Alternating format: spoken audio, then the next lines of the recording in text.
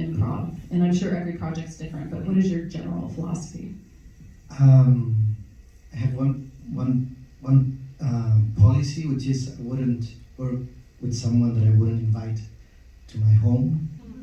It's a great policy, really great policy. And I try to apply it at every level. Was Florence invited to your home? Never. It's too far away. You were not near your home, right? To be fair, we made a home in Ireland and we did go and have beautiful meals and beautiful food pretty much every week, so we considered that our home. Home is where you eat. Home, to us, I think, similarly is food and good wine, and so we did a lot of that. Absolutely. But continue, sir. But I need to create a set that is where you can be foolish and also where you feel that you can protect and be protected and generate trust. I really feel super uncomfortable when we were like reading the script. I always feel like, let's just do it, you know? So you don't want to get too mired in the text for too long. No. Yeah, thankfully. We were the same in that way. Like, we had 2 weeks of rehearsal time. I hate rehearsing because I'm like, well, I'm not going to do it like I'm going to do it sat around a round table wearing my jeans. I'm going to be doing it properly. And I remember we both sat down on the first day and I said, Sebastian, I hate rehearsals. And he was like, I don't like them either. That was actually my next question is, did you rehearse a lot? And now we have the answer. We didn't. But we went to have dinner. We hadn't personally met yet, and that was important, because you can sense the person that you're going to work with, and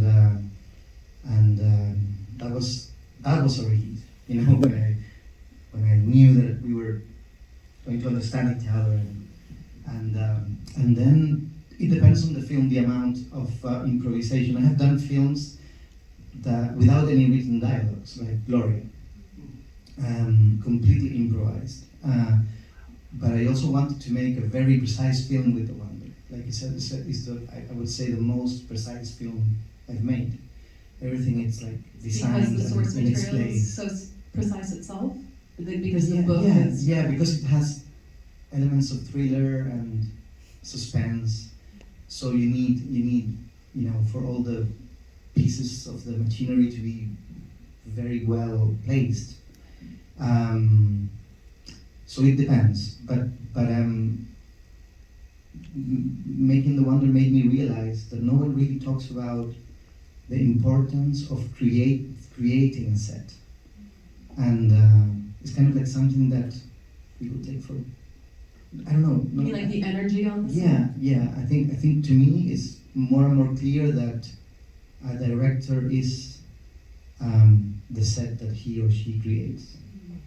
You can sense that, energy, and I think we created a beautiful set in TheWonder. It was really like, I was super proud of what we co-created, as I said. Yeah. Wow, what a great insight. And we can tell just from the few moments we met you that you probably have an amazing set. I think anyone would want to work with you. And Florence, was there a day or a sequence or a scene that you felt really tested you on this project? And how did you get through it, whether through his counsel, his support, or was there something that you sort of had to do with yourself, taking a moment, taking some extra time to get through that? I think one of the most important things to say is Sebastian is as casual as he is right now on set, and our relationship was as casual as it was, except we were doing crazy intense scenes, and his way of directing is very specific, it's very precise. He knows what it is when he sees it, and it will take however long it needs to take until he finds it. And so you end up having a very, everybody's very hard-working because of that, but you then end up having the person that's asking you to do it is this amazing, relaxed person behind, the screen, the monitor. And it just made the whole experience of making this movie so easy and so pleasurable because you trusted him. And in terms of hard scenes, there were a lot of hard scenes in it. Weirdly enough, I mean, the most obvious hard scene is the scene where I'm putting the tube down Amber's throat. But that's for obvious reasons, and I knew when I read the script that that was going to be hard. And there's always one scene in every film, and I tend to pick some odd storyline films. Which is why we love you. There's always one scene that I'm always like, how am I going to do that? I knew that was going to be the hard scene. But it's why you say yes to the scripts in the first place. It is why I say yes. But I'd say that weirdly, I think the hardest ones were like, I mean, aside from acting wise, the hardest ones are always when you and the crew were on the same level. And those were when we were on the mountainside. So all of the scenes when we're on the mountain, we did 1 week at the beginning and then 1 week in the middle of the shoot. And we physically couldn't do 2 weeks in a row because it was really strenuous. We were halfway up a mountain, lugging all the gear from the base camp to the set was like a half an hour trek, and these crew members are carrying, lifting, trucking all of this gear. It's raining, it's then sunning, and then it's snowing, and then it's winding. It's like all 4 seasons in one day, and this crew is moving all day long, like, and I'm wearing all the garb that I'm wearing, and the mud is up to my knees, and I'm miserable because I'm wearing leather socks for shoes. But the crew is also doing everything, if not harder, and I think those days are where you go, this is so hard, but we're all doing it, and that is when you really understand what a really good set feels like. Because when you could be moaning, other people aren't, and because of that, you feel like you're one. And that's also, that trickles down from the top. That's totally to do with him, and totally to do with the producers, but mainly that's your director that does that. And those were the hardest days, and yet I seem to think that we had weirdly the most fun on those days. Well, when you're kind of suffering a little bit, you tend to rely on humor and levity to get you through. Yeah, I mean there was okay, so but halfway up the mountain that we're in it's peat. It's a specific type of earth that is dug up and it's burnt in Ireland, which I don't think you're allowed to do anymore because it's the ground and you're not allowed to cut up this peat. But we moved locations, and in this specific location on this mountain, and everywhere you could go, you could see on the mountain where we were going, because people would be like lifting camera equipment over there, so you could see where you were going, but it was like a 30-minute walk, or like a 10-minute walk, but in me and my dress, it was like 30. For dramatic purposes, we'll say it was 2 hours! Anyway, we moved over, and Sebastian was like, okay, so this is the bit where you know what you're going to do. You know you're going to walk to the house, and you see the house, and you know that you have to take the child. And I was like, okay. We go up, and we have to wait for a certain time for the sun to go down, and we were all making ourselves busy picking berries out of the ground. And suddenly, at this certain time, all of the crew members start getting out their like mesh hats, their midges hats, and the midges in Ireland was it was so bad. Everybody had these mesh hats on. All these flies were coming. What do you call them here? Gnats? Are they called gnats?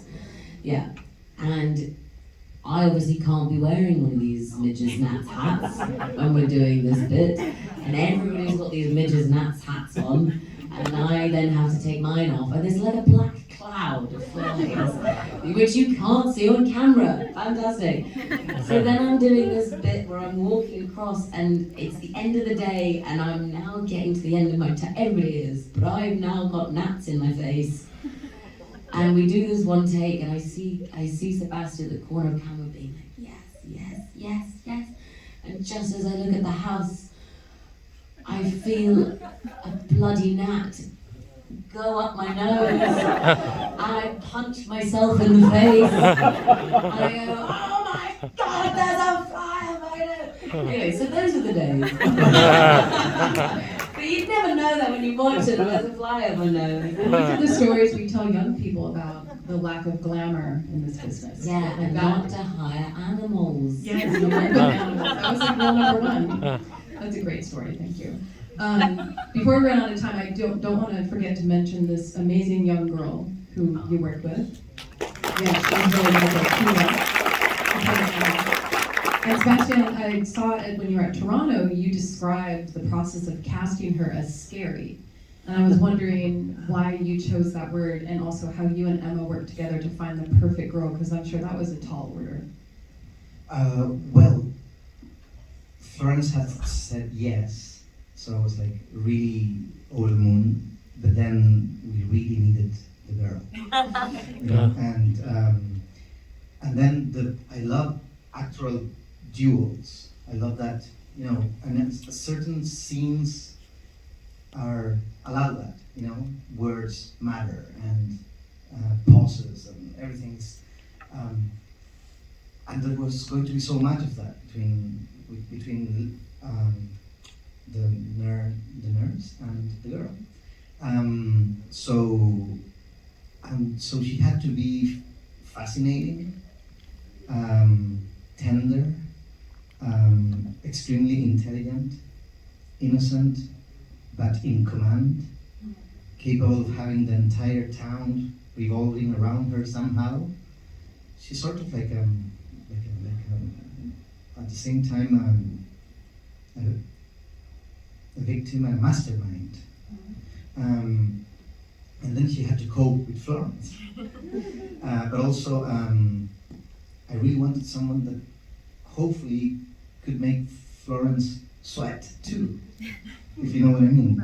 And I think, well, we were very lucky. I mean, it was the second half of COVID, and I was in Chile watching tapes. By the end of each week, I would see like 20, 25, and there was a casting company looking for Anna all over Ireland, and the time to film was approaching, and that was scary, you know. And then by the end, I saw her tape, and I was really impressed by her commitment and profundity, and it was really like amazing. And then I understood, I learned that she is the daughter of Elaine Cassidy, who plays her mother. That's convenient. So it's a real mother. That's amazing. And that was also great because I asked Kila first if she would like the idea of acting with her mother, and she loved it. And then I asked Elaine, and they both loved the idea, and that was a great privilege to have, you know, to film that relationship and Kila in that specific window of a young girl's life. You know, it's probably 9 months between. I mean, now it wouldn't be possible to do it with her. Kids grow so fast. Exactly. Yeah. Wow. Yeah. That's amazing, and it seems like it worked out perfectly. And what did you learn working with her? I mean, first of all, she's an amazing actress. Second of all, working with children on set is hard for them. For everyone, it's tricky because everybody's waking up at 4 a.m. and everybody's getting on with their adult days, with their adult breaks, and with their adult lunch times. And for children, they have to, in every one of their breaks, they have to go to school and they have to work. So they're working doubly hard than we're all working, and they're exhausted, and they have tutors on set, and they can't have school like with them, which is so. I mean, if I'd had to do school on a set, I don't think I'd be doing it. And so the pressure that they're kind of under, and the fact that she came to work every single day, knowing every single one of her lines, knew exactly how she was going to say it, and knew how to.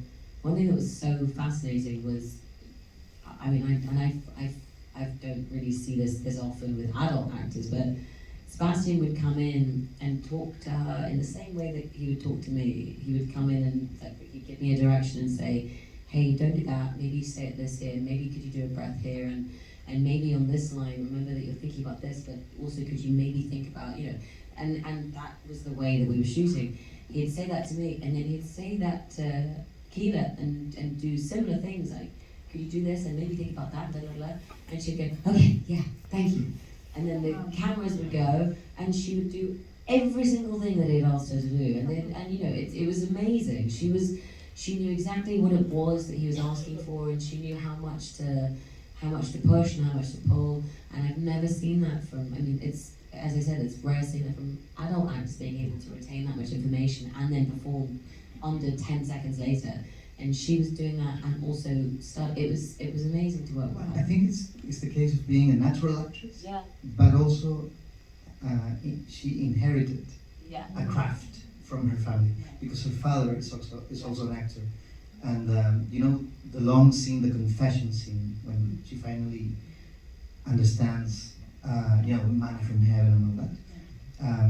That was like 6 pages, and that was the day when Kira was turning 12.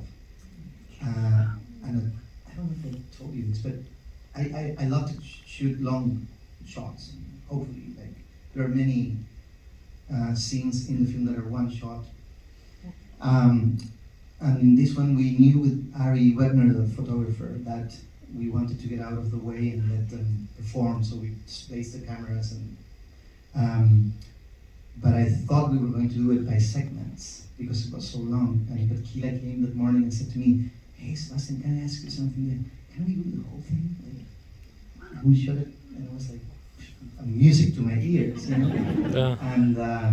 And we did it a few times, but the entire thing, which is, you know, they both go through a lot of emotions, and especially because she's so, there's like a dichotomy in that moment. You know, there are two Annas almost in charge. So she's like very difficult to play, you know, I think, to perform, and she was brilliant. Yeah. Well, you clearly cast very well, and I love the magic that the two of you made, because this film really is so special. I've been thinking about it a lot the last 2 days. I can't really say yet my thoughts, because it's so deep and allegorical, and I love that it's forcing just thought. That's a miracle too, right? For us to be thinking deeply about something that we've seen. So I just want to thank you for making this movie and for sharing your process with us. It's been really lovely. Thank you.